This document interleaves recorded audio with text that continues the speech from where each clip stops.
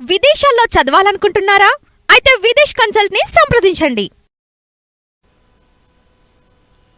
నమస్తే, నేను journalist Srinivas.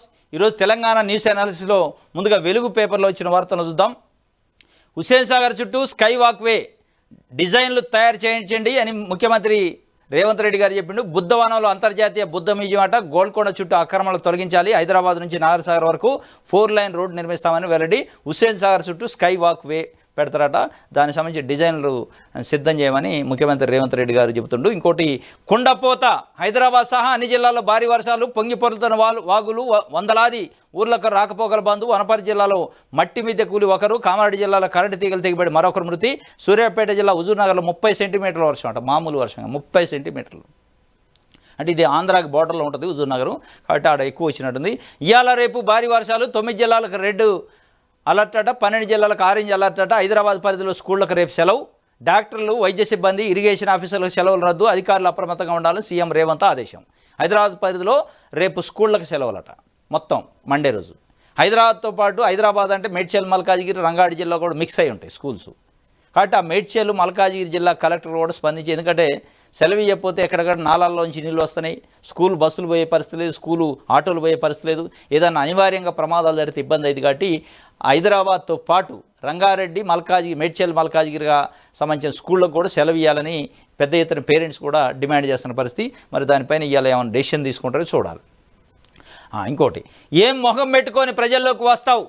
కేసీఆర్పై deputy CM బట్టి ఫైర్. రుణమాఫీ గాలికి వదిలేసినందుక గాలికి కొట్టుకుపోయారు.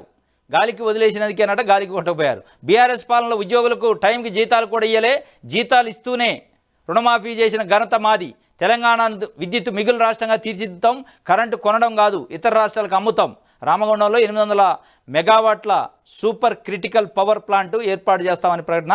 హామీలన్నీ నెరవేరుస్తున్నాం. శ్రీధర్ బాబు, పొన్నం ప్రభాకర్. పవర్ ప్లాంట్తో 2000 మందికి ఉపాధి. గడ్డం వంశీకృష్ణ ఎంపీ చెప్తుండు. ఏం మొహం పెట్టుకొని మీరు ప్రజల్లోకి వస్తారని డిప్యూటీ సీఎం బట్టి విక్రమార్క మాజీ సీఎం కేసీఆర్ పైన ఫైర్ అవుతుంది. నిన్న కాంగ్రెస్పై కదం దొక్కబోతున్న కేసీఆర్ ప్రజల్లోకి వస్తాడు, ప్రజా సమస్యలపైన ప్రభుత్వాన్ని నిలదీస్తారంటున్నారు. మరి ఆయన వస్తారా పక్కన పెడితే వెంటనే కాంగ్రెస్ పార్టీ స్పందించింది. ఏం ముఖం పెట్టుకొని వస్తావు? రైతులకు రుణమాఫీ పేరుతో మోసం చేసినందుకే, నిరుద్యోగులకు ఉద్యోగాల పేరుతో మోసం చేసినందుకే, దళితులకి 3 ఎకరాల భూమితో మోసం చేసినందుకే, వీటన్నిటినీ నువ్వు ఉండబట్టే నిన్ను కాలగర్భంలో కలిపేశారు ప్రజలు. నువ్వు గాలికి గొట్టపోయిన ప్రజా వ్యతిరేకత అనే గాలికి ఏం ముఖం పెట్టుకొని నువ్వు వచ్చి ప్రజల పక్షాన పోరాడుతా అంటున్నావు, ప్రజా సమస్యలపైన కాంగ్రెస్ పైన కథం దొక్కుతున్నట్టున్నావు అని చెప్పి చాలా సూటిగా డిప్యూటీ సీఎం బట్టి విక్రమార్క అడుగుతుండ్రు. కానీ ఒకవైపు చూస్తే వాస్తవంగా ప్రజా సమస్యలు కూడా ఉన్నాయి. సరే, ఆయన ఏ ముఖం పెట్టుకొని వస్తారో పక్కన పెడితే ఏదో ఒక ముఖం పెట్టుకొని వస్తారు. కేసీఆర్ ముఖం ఏదో ఒక ముఖం అయితే పెట్టుకొని వస్తాడు. కానీ మీరు ఆయన ఏం ముఖం పెట్టుకొని వస్తారు అనేది పక్కన పెడితే ఆయన వచ్చేదానికి, ఆయన అడిగేదానికి ఛాన్స్ ఇవ్వకుండా ఉండాలి కదా. ఇవాళ ఛాన్స్ ఇస్తుంది కాంగ్రెస్ పార్టీ. కాంగ్రెస్ పార్టీలో మరి సమన్వయ లోపమా, కమ్యూనికేషన్ గ్యాప్ తెలవట్లేదు. కానీ అనేక అంశాలలో ప్రతిపక్ష పార్టీకి ఛాన్స్ ఇస్తున్నాడు, స్పష్టంగా కనపడుతుంది. ఎందుకంటే మేడిగడ్డ కేటీఆర్ బీఆర్ఎస్ పార్టీ ఎమ్మెల్యేల బృందంతో పోయి 10 లక్షల క్యూసెక్కుల నీళ్ళు కిందికి వెళ్ళిపోతున్నాయి, సముద్రం పాలవుతున్నాయి, మీరు ఎందుకు పంపులు ఆన్ చేసి రిజర్వాయర్లు కొండపోచమ్మ కానీ మల్లన్న సాగర్ కానీ ఇట్లాంటి నింపట్లేదు? పంపులు రెడీగా ఉన్నాయి, ఆడ రిజర్వాయర్లు ఖాళీగా ఉన్నాయి, నీళ్ళు కింద పోతున్నాయి, ఎందుకు నింపట్లేదు? నింపండి. నింపకపోతే 50,000 మందితో నేనే వచ్చి పంపులు ఆన్ చేస్తా ఆగస్టు 2 నాడని డెడ్ లైన్ పెట్టి అల్టిమేటం జారీ చేసిండు. అప్పుడు వీళ్ళు మత్తు వదిలి నిద్రలేసి అప్పుడు పోయి ఆన్ చేశారు. అంటే కేటీఆర్ పోయి డెడ్ లైన్ ఇస్తే తప్ప కాంగ్రెస్ పార్టీలో ఉన్న కాంగ్రెస్ పార్టీ ప్రభుత్వం పంపులు ఆన్ చేసే పరిస్థితి లేదని ప్రజల్లోకి వెళ్ళిపోయింది. ఇది అనమాట. బ్యాంకు రుణమాఫీలకు సంబంధించి కూడా బ్యాంకులు రుణమాఫీలు చేశారు, సంతోషం. 18,000 కోట్లు ఇచ్చారు, దాంట్లో రాజీ లేదు. వాస్తవంగా మంచి జరిగింది రైతులకి. ఎప్పుడు జూలై 17 నాడు జీవో ఇచ్చారు, 567 అని జీవో. దాంట్లో ఏం చెప్పారు? తెల్ల రేషన్ కార్డు ఉన్న రైతులకు మాత్రమే రుణమాఫీ అన్నారు. దానిపైన పెద్ద ఎత్తున విమర్శలు వచ్చింది. నెక్స్ట్ డేనే ప్రెస్ మీట్ పెట్టి చెప్పారు, లేదు తెల్ల రేషన్ కార్డు లేకపోయినా మాఫీ చేస్తామన్నారు. దానిపైన ఈరోజు వరకు ఆ జీవోని అమెండ్మెంట్ చేయలేదు, కనీసం సర్క్యులర్ ఇవ్వలేదు. రైతులు రుణమాఫీ కానోళ్ళు పెద్ద ఎత్తున ఏవోల చుట్టూ, బ్యాంక్ ఆఫీసుల చుట్టూ తిరిగితే వాళ్ళు ఓన్లీ 567 మాకు జీవో ఇచ్చారు, దాన్నే ఫాలో అవుతాం, మీరు ఎన్నిసార్లు తిన్నారో ప్రయోజనం లేదంటే వాళ్ళ మీద గొడవలు పెట్టుకొని పోతాం. ఏం మీకు ఆ మాత్రం తెరవట్లే? ఆడ పోయి అమెండ్ చేయాల్సిన పరిస్థితి సెక్రటరీలో గంట సేపు కూర్చొని ఏం చేద్దాం, ఏం సమస్యలు వస్తాయి, మనం ఇచ్చిన జీవోతోని ఆ జీవోలో ఏ అంశాలు మార్చాలి, మార్చితే మనకి ఈ సమస్య ఉండదు కదా అనేది కనీసం కమ్యూనికేషన్ ఉండాలి కదా, కనీసం అవగాహన సమన్వయం ఉండాలి కదా, ఒకళ్ళ మధ్యలో ఒకళ్ళకి లేదు. రోజుకొకసారి వ్యవసాయ శాఖ మంత్రి చెబుతారు లేదు అందరికీ మాఫీ చేస్తాం, చెయ్యండి, కానీ జీవో ఏది లేదు కదా.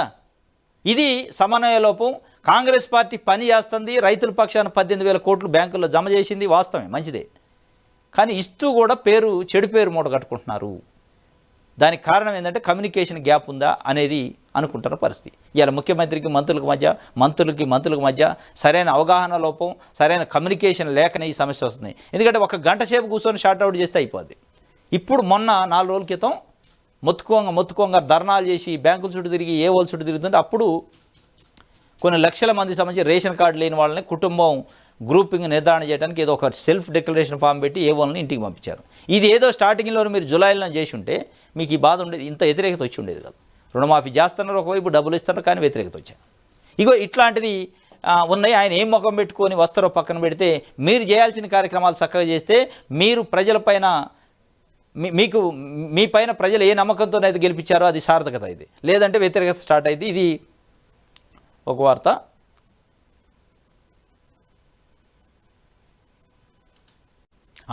బీసీ రిజర్వేషన్లు పెంచాకే పంచాయతీ ఎన్నికల సంఘానికి స్పష్టం చేసిన వివిధ పార్టీ నాయకులు. బీసీ రిజర్వేషన్లు పెంచాకనే పంచాయతీ ఎన్నికలు పెట్టాలని ఎన్నికల సంఘానికి స్పష్టం చేశారు ఇది పార్టీ నాయకులు. రిజర్వేషన్ల పెంపు అంశం ప్రభుత్వ పరిశీలనలో ఉందన్న కమిషనర్. పంచాయతీ ఎన్నికలపై పొలిటికల్ పార్టీ లీడర్లతో ముగిసిన ఈసీ మీటింగ్. నిన్న ఎన్నికల కమిషనరు మీటింగ్ పెట్టిండు పంచాయతీ ఎన్నికలపైన. అన్ని పొలిటికల్ పార్టీని పిలిచి దాంట్లో పొలిటికల్ పార్టీలు అన్ని పార్టీలు కూడా ప్రధానంగా డిమాండ్ చేసింది, ఇంక్లూడింగ్ కాంగ్రెస్ పార్టీతో సహా, ఏంటంటే బీసీలకి రిజర్వేషన్లు పెంచాకనే ఎన్నికలు నిర్వహించాలని చెప్పింది ఆయన కమిషనర్. ప్రభుత్వ పరిశీలనలో ఉందా, అది నా పరిధిలో కాదు అని చెప్పి ప్రభుత్వం పరిశీలించి ప్రభుత్వం ఒక ప్రకటన చేయాలి. బీసీలకి 42% రిజర్వేషన్లు పెంచిన తర్వాతనే పంచాయతీ ఎన్నికలు నిర్వహిస్తాం అని ప్రభుత్వం పెద్దలు ప్రకటిస్తే దానికి విలువ ఉంటుంది. అనేక అనుమానాలు వస్తున్నాయి. సెప్టెంబర్ 6 కల్లా ఓటర్ లిస్ట్ డ్రాఫ్ట్ తయారు చేయాలన్నారు, దానిపైన అభ్యంతరాలకు సెప్టెంబర్ 13 పెట్టారు. సెప్టెంబర్ 21 ఫైనల్ ఓటర్ లిస్ట్ కూడా రిలీజ్ అవుతుంది. ఇవన్నీ మరి చర్యలు చేస్తున్నప్పుడు ఆ రిజర్వేషన్లకు సంబంధించి చర్యలు కూడా జరిగితే ఏం అనుమానాలు, ఇటు జరుగుతున్నాయి అన్నీ ఆపేశారు, మూట కట్టి పక్కన వేశారు. కాబట్టి ఇది ఒక వార్త.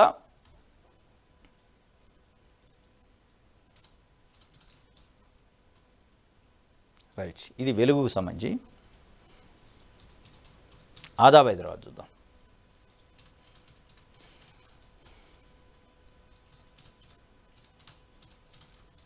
ఓపెన్ కాదు.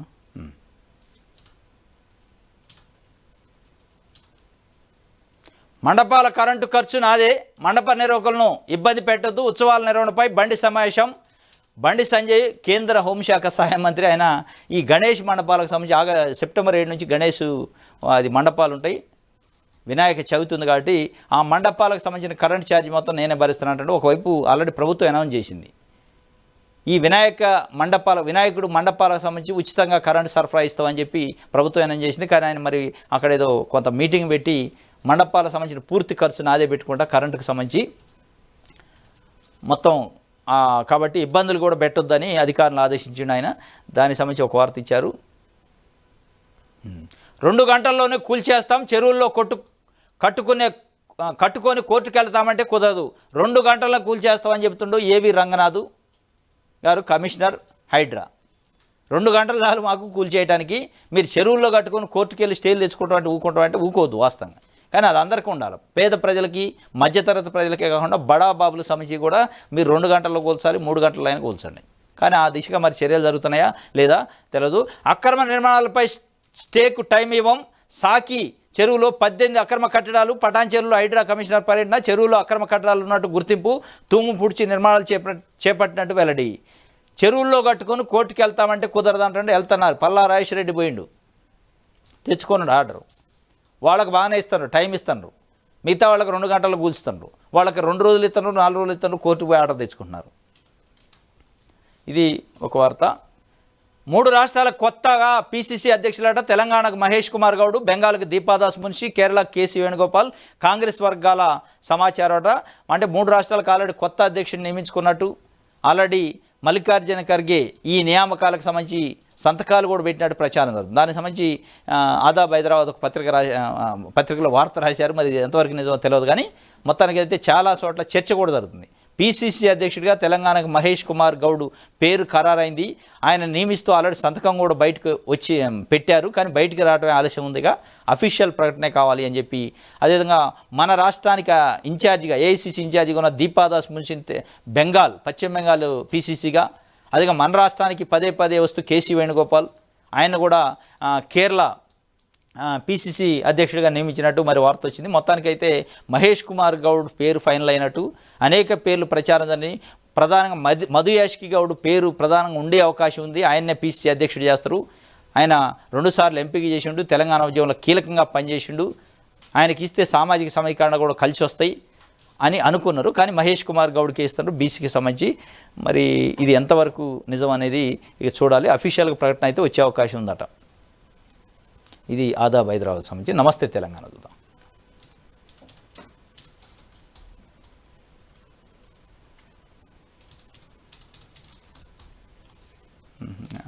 రాదు.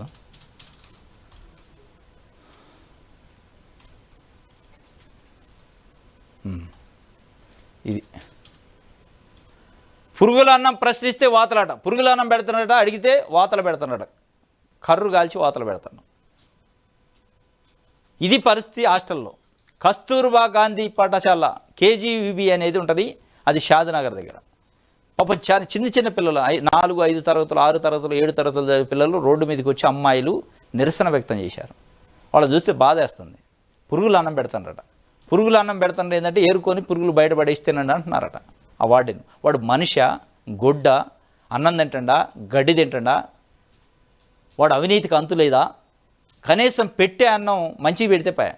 అంటే పురుగుల అన్నం, పురుగులు వస్తున్నాయి సార్ అంటే పురుగులు తీసి బయటపడేసి తినండి అన్నాడంటే వాడు మనిషి కాదు, వాడు అన్నం తింటలే. దట్టు మళ్ళీ మహిళలు ఉంటారు దానికి, ఆ ప్రిన్సిపల్స్, దానికి సంబంధించిన వార్డెన్లు. ఇంత దారుణమా?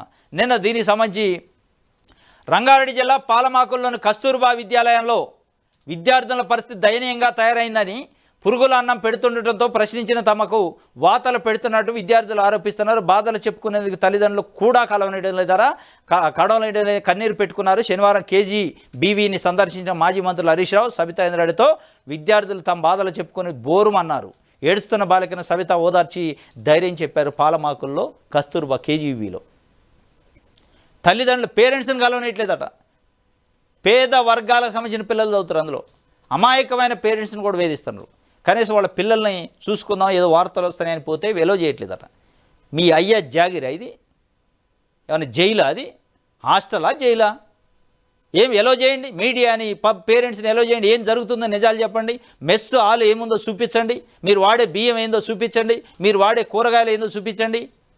పుచ్చిపోయిన కూరగాయలు, పురుగులు పట్టిన బియ్యం, ఇదే మీరు చేసేది. ఈ కథ చేసుకుంటూ మళ్ళీ వాతలు పెట్టమాట పిల్లలకి.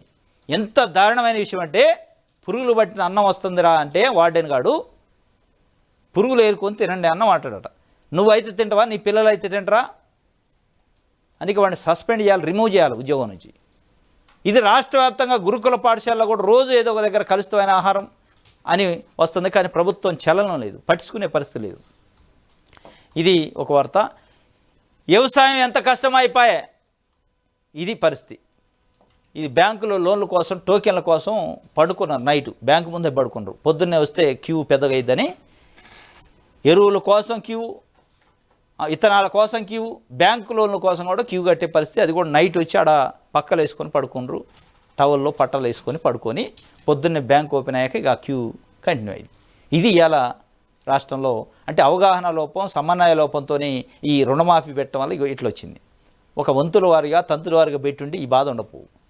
రోజు కొన్ని వందల మంది బ్యాంకు వాళ్ళు చచ్చిపోతున్నారు. బ్యాంకు స్టాఫ్ మొత్తం మీద పడి వాళ్ళని కనీసం తిండి తినేట్లా, నీళ్ళు తాగనేట్లే, అంతమంది జనాలు పోతున్నారు. ఒకటేసారి 18,000 కోట్లు ఇచ్చారు, దాంతో ఇబ్బంది.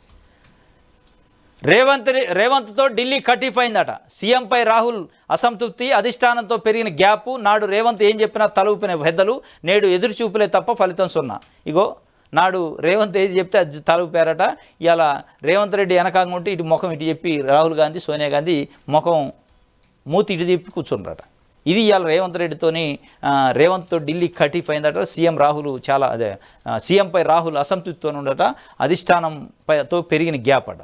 వాస్తవం కూడా చూస్తే అట్లే అనిపిస్తుంది. ఎందుకంటే ముఖ్యమంత్రి అయిన తర్వాత, ఎంపీ ఎన్నికలు అయిన తర్వాత స్పెసిఫిక్గా అనేకసార్లు ఢిల్లీ పోతుండు, కానీ అలా పట్టించుకోవట్లే. రైతు రుణమాఫీ చేసిన తర్వాత జూలై 18 నాడు రైతు రుణమాఫీ అనౌన్స్ చేశాక జూలై 30కి కానీ జూలై 29కి కానీ వరంగల్ వేదికగా పెద్ద ఎత్తున ఒక బహిరంగ సభ పెడతారు. దానికి రాహుల్ గాంధీ, ప్రియాంక గాంధీ వస్తారు. ఎందుకంటే రైతు డిక్లరేషన్ అక్కడే అనౌన్స్ చేశారు వరంగల్లోనే. మీరు ఇచ్చిన హామీ ప్రకారం మేము అనౌన్స్ చేసినాం, మీకు కృతజ్ఞత సభ పెట్టి సన్మానం చేస్తామని రేవంత్ రెడ్డి మొత్తం పార్టీ నాయకులు పోయి అడిగారు ఆయన రాలే. మంత్రివర్గ విస్తరణ పైన పోయి అడిగారు, ఆయన మాట్లాడలే. నామినేటెడ్ పదవుల పైన అడిగారు, మాట్లాడలే. పిసిసి అధ్యక్షుడి పైన నియామకం పైన అడిగారు, మాట్లాడలే. అక్కడి నుంచి అసలు రెస్పాన్స్ లేదు. వీళ్ళైతే ఒక 5-6 సార్లు ఢిల్లీకి, హైదరాబాద్కి చక్కర్లు కొట్టారు. ఎక్కిన ఫ్లైట్ లేదు, దిగిన ఫ్లైట్ లేదు. ఇది పరిస్థితి. అంటే రేవంత్ రెడ్డి మాట ఆడ చెల్లుబాటు కావట్లేదు అనేది అర్థమైంది. ఎందుకంటే వరంగల్లో స్వయాన మీకు సన్మానం చేస్తాం సార్ అంటే కూడా వచ్చే పరిస్థితి లేదు. మరి నీకు అంత సినిమా లేదు, వెళ్ళిపో అనడా ఏం తెలియదా? వరంగల్ సభ దిక్కు లేదు, అనౌన్స్ చేశారు వరంగల్లో సభ పెడతాను అని, పరువు పోయింది. మంత్రివర్గ విస్తరణ రాజ్భవన్కి ఇంటిమేషన్ ఇచ్చారు, రేపు మంత్రివర్గ విస్తరణ ఉండబోతుందని, తర్వాత క్యాన్సిల్. నామినేటెడ్ పదవులు క్యాన్సిల్, పిసిసి అధ్యక్షుడు క్యాన్సిల్. కొన్ని నామినేటెడ్ పదవులు అయితే ఈ మధ్య పార్టీలో తీసుకొని కాంగ్రెస్ కండగా కప్పిన పోచారం శ్రీనివాసరెడ్డి కానీ, తర్వాత గుత్తా అమిత్ రెడ్డికి కానీ వాళ్ళకి నామినేటెడ్ పోస్టులు కూడా ఇచ్చారు. వాటికి ఛార్జ్ తీసుకోవాలి, ఆడేదో బ్రేక్ పడింది. మొత్తానికైతే గ్యాప్ వచ్చిందట. ఈ గ్యాప్కి కారణం ఏంది? రేవంత్ రెడ్డిని కట్ చేసే కార్యక్రమం ఏమైనా చేస్తారా? రేవంత్ రెడ్డి వ్యవహార శైలి నచ్చట్లేదా రాహుల్ గాంధీకి? మొత్తానికైతే అధిష్టానం కన్నెర చేసిందట. ఈ కన్నెర చేసేది మరి భవిష్యత్తులో ముఖ్యమంత్రిని మార్చే అవకాశం దాకా కూడా బోద్దా అర్థం కావట్లేదు. వాస్తవం కూడా ఈ పరిణామాలను చూస్తుంటే గ్యాప్ అయితే వచ్చినట్టే అనిపిస్తుంది. ఆ గ్యాప్ కూడా తీవ్రంగా ఉన్నట్టు అనిపిస్తుంది. ఎందుకంటే ఇంత పెద్ద ఎత్తున రైతు రుణమాఫీ మేము దేశంలో ఎక్కడ చేసినాం అనుకునే కాంగ్రెస్ పార్టీ అనుకుంటుంటే, కాంగ్రెస్ పార్టీ అగ్రనాయకుడు ఇక్కడికి వచ్చి ఎందుకు సభలో పాల్గొంటలే, సభకు ఎందుకు సహకరించట్లే అనేది పెద్ద సమస్య. ఇదే విషయం పైన కాంగ్రెస్ పార్టీ 2014 టైంలో తెలంగాణ ఇచ్చినప్పుడు కూడా సోనియా గాంధీకి పౌర సన్మానం చేయాలని కాంగ్రెస్ పార్టీలో కొన్ని వర్గాలు, కొన్ని సెక్షన్స్ నాయకులు తపన పడ్డారు. పాపం కాంగ్రెస్ పార్టీ ఆధ్వర్యంలో పౌర సన్మానం చేద్దాం, సోనియా గాంధీని పిలిచి పరేడ్ గ్రౌండ్లో పెద్ద మీటింగ్ పెట్టి కొన్ని లక్షల మందితోని సోనియా గాంధీ వల్లనే తెలంగాణ వచ్చింది అనేది తెలంగాణ ప్రజలకు తెలియజేద్దామంటే కాంగ్రెస్ పార్టీలో ఉన్న ఒక సెక్షన్ ఆఫ్ నాయకులు దాన్ని తొంగలో దొక్కారు, అడుగును పెట్టారు. దానివల్ల 2 సార్లు కాంగ్రెస్ పార్టీ ఓడిపోయింది. ఇవాళ కూడా అదే పరిస్థితి. రైతు రుణమాఫీ ఇంత గ్రాండ్గా చేస్తే దానిపైన సన్మానం చేద్దామంటే రాహుల్ గాంధీని రానియట్లేదు, ఆయన రావట్లే. దానికి కారణం ముఖ్యమంత్రి పైన వ్యతిరేకత, ముఖ్యమంత్రి పైన ఒక నెగిటివ్ ఒపీనియన్, ఎంపీ ఎన్నికల్లో ఘోరంగా వైఫల్యం చెందడు అనేదా. మొత్తానికైతే ఏదో కానీ జరుగుతుంది. ఇంకోటి టార్గెట్ పొంగులేటి రేవంత్కు మంత్రికి మధ్య గ్యాప్ వచ్చిందట. నెక్స్ట్ సీఎం ఆయనన్న ప్రచారం, పార్టీ ఫిరాయింపులో కీలక పాత్ర, ప్రభుత్వంలో పొంగులేటి ప్రాధాన్యత తగ్గించే ప్రయత్నాలు చేస్తుంది, ఇమేజ్ డ్యామేజ్ చేసేలా ఎత్తులు కూడా చేస్తాడట. ఇది పొంగులేటి శ్రీనివాసరెడ్డి రెవెన్యూ శాఖ మంత్రికి సంబంధించి కూడా టార్గెట్ ఆయన ఏంటంటే ఇప్పుడు మంత్రికి బాగా దగ్గర ఉండేది స్టార్టింగ్లో, ఇప్పుడు గ్యాప్ పెరిగిందట. ఎందుకంటే భవిష్యత్తులో నాకు ఆయనే వెన్నుపోటు పొడిచే అవకాశం ఉంది, పోటీ ఉండే అవకాశం ఉంది, అత్యంత బలమైన నాయకుడు, ఆర్థికంగా ఇబ్బంది కలిగిద్ది, అధిష్టానం దగ్గర కూడా పట్టు సంపాదిస్తాడు అని చెప్పి ఆయన క్యారెక్టర్ మీద, ఆయన వ్యవహారాలపైన, ఆయన అవినీతి ఆరోపణలు అని రకరకాలుగా బురదజల్లి ఇమేజ్ని డ్యామేజ్ చేసేలాగా ఎత్తులేస్తాడు ముఖ్యమంత్రి అనేది. ఆ గ్యాప్ కూడా పెరుగుతుందట. మరి ఆ గ్యాప్ ఎడిపోద్ది, ప్రభుత్వం ఉంటుందా, కూలిద్దా, నెక్స్ట్ ఇంకో ముఖ్యమంత్రి అవుతారా అర్థం కాని పరిస్థితి. ఇది ఒక వార్త. అయితే నోట్ల కట్టలతో దొరికినోళ్లే డెకాయిట్లు, నోరు అదుపులో పెట్టుకోకుంటే ప్రజల బుద్ధి చెప్తారు, ఉత్తమ్పై జగదీష్ రెడ్డి ఆగ్రహం. కాంగ్రెస్ ముఠానే రాష్ట్రాన్ని ముంచింది అని హరీష్ రావు ఫైర్. కేసీఆర్ని తిడితే సీఎం అయితా అనుకుంటున్నావా? రాజగోపాల్ రెడ్డి మాటలకు ఉబ్బిపోయినావా? బజారు భాషలో రేవంత్ రెడ్డిని మించిపోవాలని అనుకుంటున్నావా? వేముల ప్రశాంత్ రెడ్డి నిలదీత. ప్రాజెక్టులపై అవగాహన లేకే కేసీఆర్పై విమర్శలు. సమ్మక్క బరాజు లేకుంటే దేవాదాలకు నీళ్ళు ఎక్కడివి, ఉత్తమ్మవి చిల్లర మాటలు అని దాస్యం మండిపాటు. నోట్ల కట్టలతో దొరికిన వాళ్ళే డెకాయిట్లు అంటే నోట్ల కట్టలతో రేవంత్ రెడ్డి దొరికిండు. ఎమ్మెల్సీ ఎన్నికల్లో నామినేటెడ్ ఎమ్మెల్సీని కొనడానికి పోయి 50 లక్షల బ్యాగ్తో దొరికిండు కాబట్టి ఆయనే డెకాయిటు, మేం కాదు అని ఉత్తమ్ కుమార్ రెడ్డిని డైరెక్ట్గా మాట్లాడుతాడు. ఉత్తమ్ కుమార్ రెడ్డి చాలా హార్ష్గా మాట్లాడిండు. బుద్ధి చెబుతారు ప్రజలే, నోరు అదుపులో పెట్టుకోబోతాను. జగదీష్ రెడ్డి మాజీ మంత్రి ఆగ్రహం వ్యక్తం చేసిండు. కాంగ్రెస్ ముఠానే రాష్ట్రాన్ని ముంచిందట. హరీష్ రావు ఫైర్ అయ్యిండు. ఇది ఒక వార్త.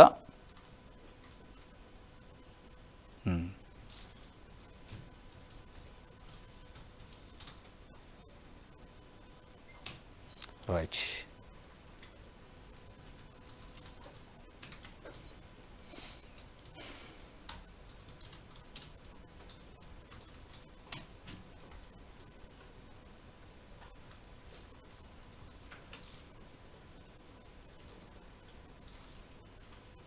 రైట్, ఇది నమస్తే తెలంగాణ సంబంధించి ఆంధ్రజ్యోతి చూద్దాం.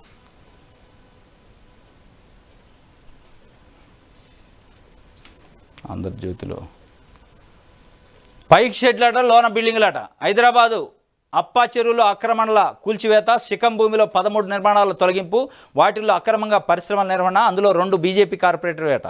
నోటీసులు ఇవ్వకుండా కూల్చేశారన్న బాధితులు. ఈ షెడ్ల కారణంగానే 4 ఏళ్ల క్రితం వరదలు, చెరువు కట్ట తెగి 5గురు దుర్మరణం, జాతీయ రహదారిపై రోజుల తరబడి నీరు. నాడు ఎలాంటి చర్యలు చేపట్టిన అధికారులు నేడు మామిడికుంటలో కూల్చివేతలట. పైకి షెడ్లోనే లోపల బిల్డింగులు పెద్ద పెద్దగా కట్టారట. కడితే వాటిని నిన్న మొత్తం కూల్చేశారట. అప్పా చెరువు శిఖం భూమిలో 13 కన్స్ట్రక్షన్స్ ఉన్నాయి, దానిపైన కూడా ఉంది. ఈరోజు మామిడికుంట చెరువు ఉంటుందట. దానికి సంబంధించి కూడా ఒక వార్త ఇచ్చింది. కొత్త ఏడాదిలోనే పంచాయతీ ఎన్నికలు, త్వరలో నూతన బీసీ కమిషను, ఆ వెంటనే కులగణనకు ఏర్పాట్లు. ఇదంతా పూర్తికి 4 నెలలు. ఈలోగా పూర్తి రుణమాఫీపై దృష్టి. ఓటర్ల జాబితా కసరత్తులో రాష్ట్ర ఎన్నికల సంఘం. బీసీలకు 42% ఇవ్వాల్సిందే. స్థానిక ఎన్నికల్లో రిజర్వేషన్లు అమలు చేయాలి. ఎన్నికల కమిషన్ నిర్వహించిన అఖిలపక్ష సమావేశంలో బీఆర్ఎస్ బీజేపీ డిమాండ్. కోటా ఖరారైన వెంటనే ఎన్నికలు పెడతామని ఈసీ చెప్పిందట. 6న పంచాయతీలో ఓటర్ల జాబితా విడుదలట. కొత్త ఏడాదిలో పంచాయతీ ఎన్నికలట. అప్పటి వరకు ఓటర్ల జాబితా ఈ బీసీ రిజర్వేషన్లు తేల్చాకనే పోవాలని పొలిటికల్ పార్టీలు అడుగుతున్నాయి. కానీ వీళ్ళు ఏం చేస్తారు, ఇదంతా పూర్తిగా 4 నెలలు పట్టింది, ఈలోగా పూర్తి రుణమాఫీ అంటే రుణమాఫీకి ఇంకా 4 నెలలు టైం తీసుకుంటారని అర్థమవుతుంది. ఇంకా 4 నెలలు వెయిట్ చేయాలి రుణమాఫీ కాని రైతులు అనేది స్పష్టంగా వాళ్ళే చెప్తున్నారు. ఇది కొత్త ఏడాదిలో వస్తాయట పంచాయతీ ఎన్నికలు. హైడ్రాకు రాహుల్ సైతం అట. ఇది ఆంధ్రజ్యోతి ఆయన కొత్త పలుకు అని ఒకటి రాస్తాడు. ఇది అప్పుడప్పుడు చెత్త పలుకు కింద వస్తుంది. దీంట్లో ఆయన చెప్పిండు హైడ్రాకు రాహుల్ అట, రాహుల్ గాంధీ. ఏంది హైడ్రాకు రాహుల్ అని చూస్తే దీంట్లో ఆయన ఏం చెప్పిండంటే, రేవంత్ రెడ్డి హైడ్రా తీసుకొచ్చి పులి మీద స్వారీ చేస్తాడు. దాంట్లో కాంగ్రెస్ పార్టీకి సంబంధించిన అగ్రనాయకుడు ఒక ఆయన పల్లం రాజు అనే ఆయనకు సంబంధించిన ఫామ్ హౌస్ను కూల్చిండు. కూలిస్తే ఆయన పోయి అధిష్టానం దగ్గర కంప్లైంట్ చేసిండు. మల్లికార్జున ఖర్గే, కేసీ వేణుగోపాల్, రాహుల్ గాంధీ ఇట్లాంటి వాళ్ళ దగ్గర కంప్లైంట్ చేసిండు. రేవంత్ రెడ్డి వ్యవహార శైలి బాగలేదు, ఫామ్ హౌజులు కోస్తుండే వ్యతిరేకత వస్తుంది అని చెప్పి ఆయన కంప్లైంట్ చేస్తే పిలిచారట రేవంత్ రెడ్డిని, బట్టిని, వీళ్ళందరినీ పిలిచి అధిష్టానం మాట్లాడి సీరియస్ అయిందట. ఎవరు? ఖర్గే, కేసీ వేణుగోపాల్. అట్లా ఎట్లా కోస్తూ మన పార్టీ నాయకుడు ఆయన అని చెప్పి అడిగితే ఈయన ఏదో కొన్ని ఎవిడెన్స్ ఇచ్చిండట. పల్లం రాజు కేసీఆర్కి ఏ విధంగా మద్దతు ఇచ్చిండు, 10 ఏళ్ళు కాంగ్రెస్ పార్టీ గెలవదు, కాంగ్రెస్ పార్టీ ఓడిపోద్ది, ఇక్కడ తెలంగాణలో గెలిచే పరిస్థితి లేదు, మళ్ళీ కేసీఆర్ గెలుస్తారని ఎక్కడెక్కడ స్టేట్మెంట్లు ఇచ్చిండు, ఎక్కడెక్కడ చెప్పిండు. అవన్నీ ఆధారాలతో సహా ఈయన ఇచ్చిండట ఆడపోయి. ఇది ఆంధ్రజ్యోతి రాధాకృష్ణ గారు ఆ టేబుల్ కింద కూర్చొని చూసిండట.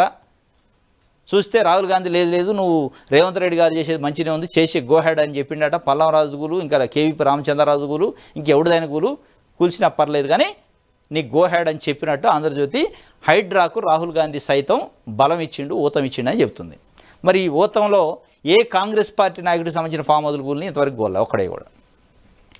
కాంగ్రెస్ పార్టీ నాయకులకు సంబంధించిన ఫామ్ హౌజులు ఆడనే ఉన్నాయి, వాళ్ళు కోర్టుకు పోయి స్టేలు తెచ్చుకుంటారు, దాంట్లో అనుమానం లేదు. కానీ పేదవాడి, బడుగు, బలహీన వర్గాలకు సంబంధించిన చిన్న చిన్న ఇళ్లను కూల్చే కార్యక్రమం ఈ హైడ్రా. దానికి రాహుల్ గాంధీ కూడా మద్దతు ఇచ్చిండట. ఈయన వేరే రకంగా రాసిండు ఏబిఎన్ రాధాకృష్ణ గారు కొత్త పలుకులో. ఇది ఆయన ఢిల్లీ పోయి కనిపెట్టిండు కొత్త పలుకు. ఇది ఆంధ్రజ్యోతికి సంబంధించి సాక్షి పేపర్ చూద్దాం.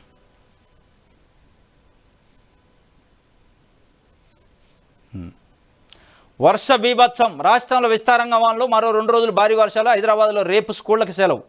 18.83 సెంటీమీటర్లట. ఖమ్మం జిల్లా ఎర్రిపాలెంలో అత్యధిక వర్షపాతం పడ్డదట. జోరు వాన, ఊళ్ళు నీళ్లు కోస్తా కాకావికలం, ముంచెత్తిన వాన, ఏకమైన దారులు, ఏర్లు. విజయవాడలో ఇళ్లపై కొండ చర్యలు విరిగిపడే 5 మృతి. ఇది మొత్తానికి అటు ఏపీ, తెలంగాణలో పెద్ద ఎత్తున వర్ష బీభత్సం. ఏపీలో అయితే ప్రాణ నష్టం కూడా 10 మంది చనిపోయారు. హైదరాబాద్లో రేపు స్కూళ్ళకు సెలవట. హైదరాబాద్తో పాటు రంగారెడ్డి, మేడ్చల్, మల్కాజ్గిరి కూడా సెలవు ఇవ్వాలి అని ప్రజలు డిమాండ్ చేస్తున్న పరిస్థితి పేరెంట్స్. ఎందుకంటే మేడ్చల్, మల్కాజ్గిరి, హైదరాబాద్ ఇవన్నీ మిక్స్ అయి ఉంటాయి స్కూళ్ళు. సెలవు ఇవ్వాలనేది అడుగుతుండ్రు. మరి ఏం చేస్తారో చూడాలి. టీపీసీసీ చీఫ్గా మహేష్ కుమార్ గౌడ్ సోనియా సూచన మేరకు తుది నిర్ణయం తీసుకున్నట్టు సమాచారం. ఆయన నియామక పత్రంపై ఏఐసీసీ చీఫ్ ఖర్గే సంతకం చేశారన్న పార్టీ వర్గాలు. ఏ క్షణమైనా ఏఐసీసీ అధికారిక ప్రకటనట. ఇది ఇందాక ఆదాబ్ హైదరాబాద్లో కూడా ఇచ్చిండు. పీసీసీ చీఫ్గా మహేష్ కుమార్ గౌడ్ నియామక పత్రం పైన ఖర్గే సంతకం కూడా చేసిండని ఏఐసీసీ వర్గాల నుంచి సమాచారం అంటే ఈరోజు అధికారికంగా ప్రకటించే ఏ క్షణమైనా అధికారికంగా ప్రకటించే అవకాశం ఉంటుందట. ఇది ఒక వార్త. ఇది సాక్షికి సంబంధించి. రైట్.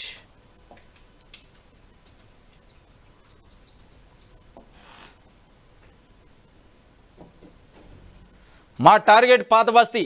ఎంఐఎం ఆనవాళ్ళు లేకుండా చేస్తాం. పాత బస్తీని కైవసం చేసుకోవడం బీజేపీ లక్ష్యం. మోసాల్లో కేసీఆర్ మించిన కాంగ్రెస్ ప్రభుత్వం. కేంద్ర హోంశాఖ సహాయ మంత్రి బండి సంజయ్ గారు చెబుతున్నారు. ఆయన ఉట్టి మీరు పార్టీ నాయకుడు కాదు, ఇవాళ ఒక హోంశాఖ మంత్రి ఉన్నారు ఇవాళ కేంద్రంలో. ఏం చెబుతుండు? పాత బస్తీని కైవసం చేసుకుంటాడట. కైవసం అంటే అది వేరే దేశం. అది పాత బస్తీ తెలంగాణలో ఉంది, నడిబొడ్డున ఉంది. కైవసం చేసుకోవడం అంటే ఏంది అర్థం? ఒక హోంమంత్రిగా ఉన్నారు మీరు ఇవాళ, అది మాట్లాడచ్చా? పాత బస్తీలో పొలిటికల్గా పట్టు నిలుపుకోవడం అంటే ఒక అందం ఉంటుంది, ఆకారం ఉంటుంది. కైవసం చేసుకోవడం అంటే పోయి దాడి చేస్తారైంది. ఇది బండి సంజయ్ చెప్తుండు. మా టార్గెట్ పాత బస్తీ మీద దాడి చేస్తాం, కైవసం చేసుకుంటాం అని చెప్తుండు. మీరు ఓట్ల రూపంలో ప్రజాస్వామ్యతంగా గెలుస్తామని చెప్పుకోండి. కైవసం చేసుకుంటాం, దాడి చేస్తాం, సర్జికల్ స్ట్రైకులు చేస్తాం అంటే ఇది పాకిస్తాన్ కాదు, బంగ్లాదేశ్ కాదు. ఇది పాత బస్తీ తెలంగాణలో ఉంది. అది ఇది ఒక వార్త. రైట్. ఇది సాక్షికి సంబంధించి. దిశ పేపర్ చూద్దాం. పల్లా మల్లారెడ్డి కాలేజీల మాయ జలం. సీట్ల కన్వర్షన్ పేరుతో 100 కోట్ల వసూళ్లకు ప్లాను. డిమాండ్ లేని కోర్సులో సీట్ల కన్వర్షన్కి దరఖాస్తు. యాజమాన్యాల గేమ్కు రాష్ట్ర ప్రభుత్వం బ్రేకు. ఏఐసిటిఈ జేఎన్టీయు ఓకే చెప్పినా సర్కారు నో చెప్పిందట. పల్లా రాజేశ్వరెడ్డి మల్లారెడ్డి కాలేజీల మాయాజలం. ఆ మాయాజలంలో మీ కాంగ్రెస్ పార్టీ ప్రభుత్వ అధికారులు, నాయకులు కొంతమంది కూడా ఉన్నారు ఆ మాయాజలంలో. దాంట్లో డౌటే లేదు. ఎందుకు వస్తుంది? జేఎన్టీ ఎట్లా అనుమతిస్తుంది? ఏఐసిటి ఎట్లా అనుమతిస్తుంది? ప్రభుత్వం ప్రపోజల్ పంపకుండా. ఈ మాయాజలంలో మల్లారెడ్డి, పల్లా రాజేశ్వరెడ్డి నడి చెరువులో మెడికల్ కాలేజీ కట్టిండు, నడి చెరువులో ఇంజనీరింగ్ కాలేజీ కట్టిండు అని మీరు పదే ముఖ్యమంత్రి ఇవాళ ఎవరైతే ఉన్నారో రేవంత్ రెడ్డి ఇవాళ ప్రతిపక్షంలో ఉన్నప్పుడు పిసిసి అధ్యక్షుడిగా ప్రెస్ మీట్లు పెట్టి కాగితాలు చూపించిండు. ఎడిపోయింది Malla Reddy university, Malla Reddy medical college కూల్చారా? పల్లా రాజేశ్వరెడ్డికి సంబంధించి అనురాగ్ యూనివర్సిటీ కూల్చారా? కానీ పేద ప్రజలకు సంబంధించిన గూడును కూల్చారు. ఇవాళ అవి గోలో లోపల మాట్లాడుకుంటారు, అంతా సెటిల్మెంట్ చేసుకుంటారు, సెట్ అయిపోద్ది. కానీ పేద ప్రజల పోయి అయితే లోపల మాట్లాడుకోలేరు, కావాల్సిన కానుకలు ఇచ్చుకోలేరు. కాబట్టి కూలే గూడు ఎవరిదంటే పేద ప్రజల గూడు. కొట్టే పొట్ట ఎవరిదంటే పేద ప్రజల పొట్ట. పెద్దోళ్ళు బడాబాబులకు సంబంధించిన గూడు గోలదు. వాళ్ళ గూడు కూడా కాదు, కాలేజీలు కాదు, వ్యాపారం చేయడానికి పెట్టుకున్న కాలేజీలు, సీట్లు అమ్ముకోవడానికి పెట్టుకున్న కాలేజీలకి కోర్టులు పర్మిషన్ ఇస్తే కోర్టు పర్మిషన్ అడ్డం పెట్టుకుని వీళ్ళు ఆపుతారు. కోర్టులకు పోయిన దాకా వీళ్ళు వెయిట్ చేపిస్తారు. కానీ పేద ప్రజలు బతకడానికి కట్టుకున్న గూడును బట్టి కూల్చుతారు.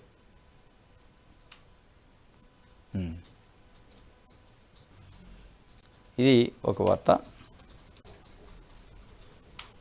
రైట్. ఈనాడు చూద్దాం.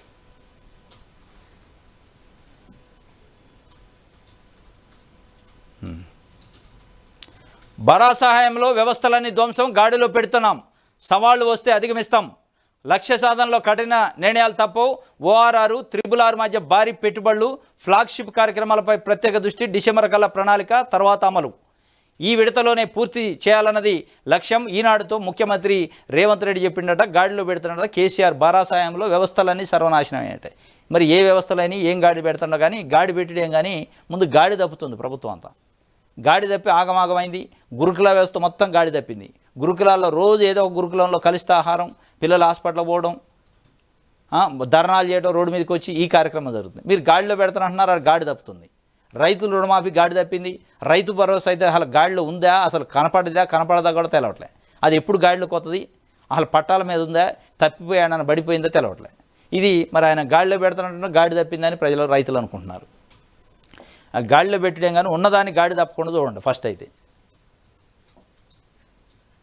ఇది ఈనాడుకు సంబంధించి. ఎస్, ఇది ఇంపార్టెంట్.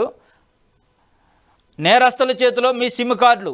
ట్రాయ్ నిబంధనలు ఆసరాగా కొందరు డీలర్ల మోసాలు. హైదరాబాద్ అడ్డగా విదేశాలకు లక్షకు పైగా సరఫరా అవుతున్నాయట. ఇది ప్రజలు చాలా అలర్ట్గా ఉండాలి, జాగ్రత్తగా ఉండాలి. నేరస్తుల చేతిలోకి సైబర్ నేరగాళ్ళు, ఉగ్రవాదులు, తీవ్రవాదులు, గంజాయి, డ్రగ్స్ సరఫరా చేసే నేరస్తులు చేతిలోకి మీకు తెలవకుండా మీ పేరుతో సిమ్ములు వెళ్తున్నాయట.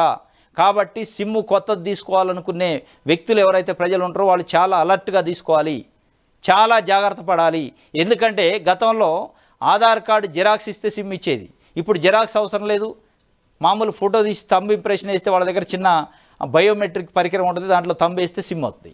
అయితే ట్రాయ్ ఒక నిబంధన పెట్టింది, ఒకసారి తంబు వేస్తే ఒక తమ్ముతో 2 సిమ్ములు తీసుకోవచ్చు అని కొత్త నిబంధన పెట్టింది.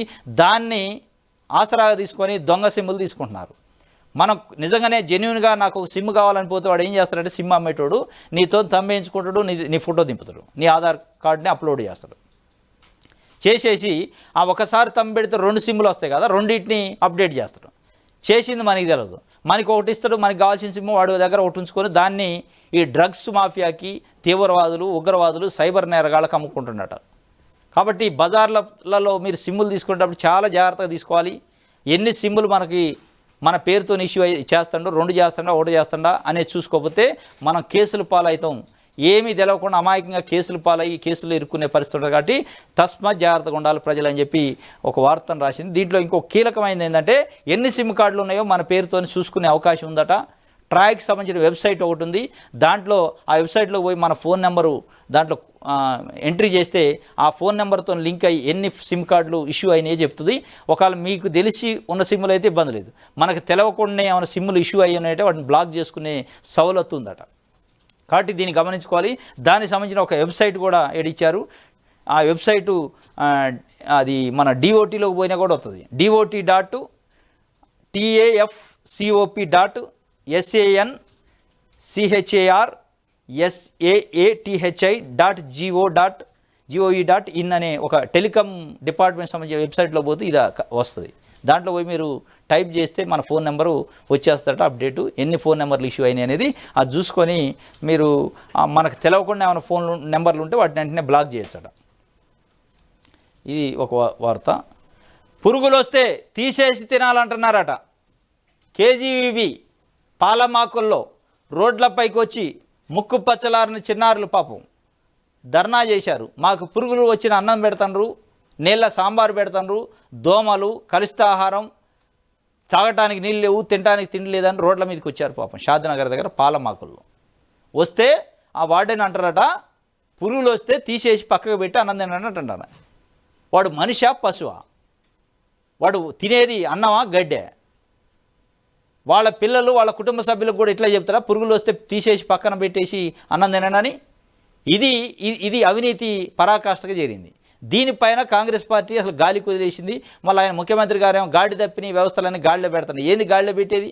ఆడ పురుగులు వస్తున్నాయి రా నాయన అని చిన్న చిన్న పిల్లలు వచ్చి రోడ్డు మీద ధర్నా చేస్తున్నారు. నువ్వు గాడిలో పెట్టది? పురుగులు వస్తే తీసి పక్కన పెట్టి అన్నం తినడం అంటాడంటే వాడు ఉద్యోగానికి అర్హుడా అనర్హుడా? వాడిని పీక్ అవతలేయాలి ఫస్ట్.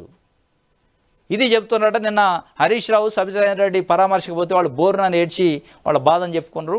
దానికి సంబంధించిన ఒక వార్తని ఈనాడు ఇచ్చింది. ఇది ఈనాడుకు సంబంధించి. ఎస్, ఇది ఈరోజు తెలంగాణ న్యూస్ అనాలిసిస్ అంశాలు. రేపు తాజా వార్తలతో తిరిగి కలుసుకుందాం. Thank you.